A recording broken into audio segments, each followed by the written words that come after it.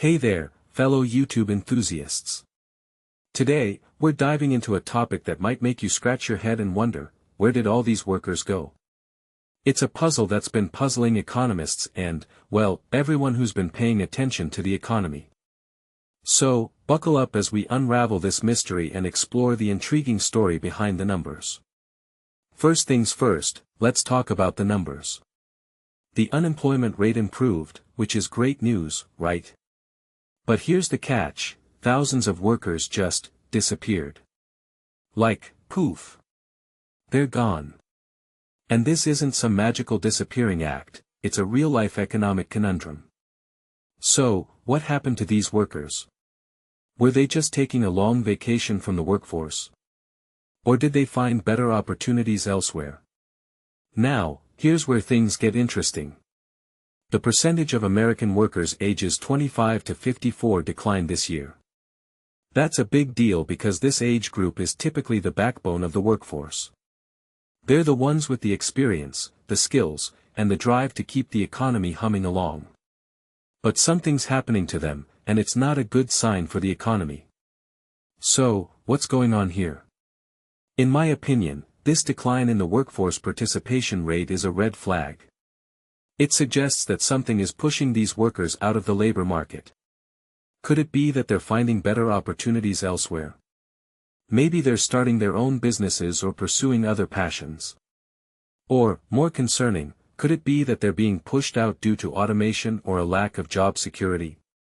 These are the questions that economists and policymakers are grappling with. Now, let's talk about the bigger picture. The U.S. economy shed jobs in July, yet the unemployment rate improved.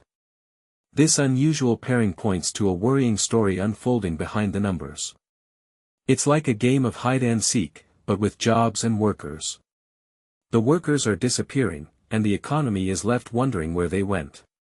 So, what does this mean for the future of work? One thing that immediately stands out is the impact on the labor market.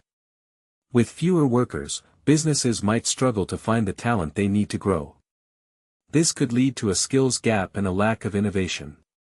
But it could also be an opportunity for workers to demand better wages and working conditions.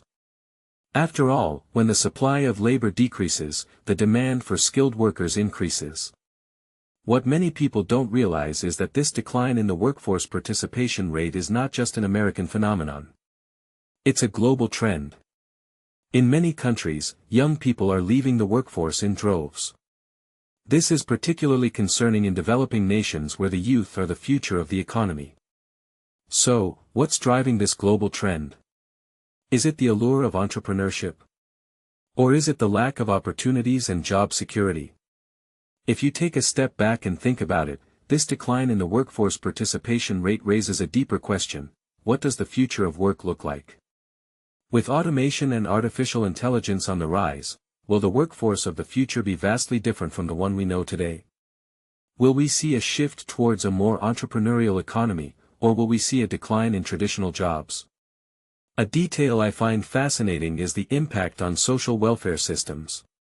With fewer workers, governments might struggle to fund social programs like unemployment benefits and retirement pensions.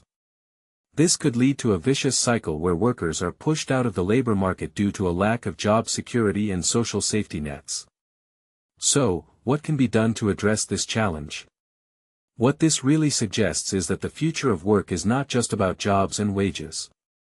It's about creating a society that supports and empowers its workers.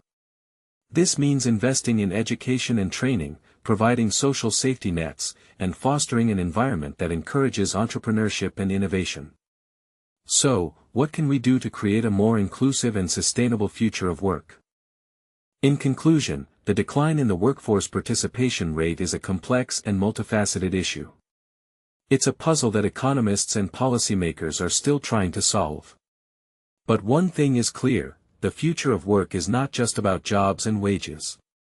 It's about creating a society that supports and empowers its workers. So, what do you think? What's your take on this intriguing story behind the numbers? Let me know in the comments below, and don't forget to like and subscribe for more thought-provoking content.